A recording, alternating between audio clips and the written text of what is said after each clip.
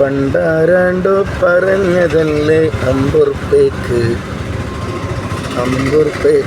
Petrol. ആരോ അങ്ങനെ പറയുന്നത് കേട്ടായിരുന്നു. അവരൊക്കെ ഇപ്പോൾ ഇവിടെ കേരളത്തിലുണ്ടോ ആവോ. അപ്പോൾ അവർ പറയും ഇപ്പോൾ ഭരിക്കുന്നത് UDF അല്ലേ. അന്തകമ്മികളാണ്.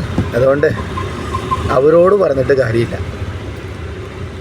സാധാരണക്കാരെ ജനങ്ങൾ മനസ്സിലാക്കേണ്ടത്, ഇപ്പോൾ നമ്മുടെ രാജ്യം ഭരിക്കുന്നത് BJPക്കാരാണ്. അവരാണ് പറഞ്ഞത് 50 രൂപയ്ക്ക് പെട്രോള്. അങ്ങനെ പല വാഗ്ദാനങ്ങളുണ്ടായിരുന്നു. അതിൽ ഏറ്റവും പ്രധാനപ്പെട്ടതാണല്ലോ ഇത്.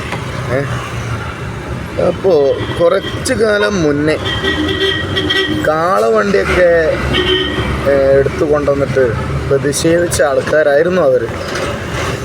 ഇപ്പോൾ ആ സാധനം കിട്ടുന്നുണ്ടോ ആവോ.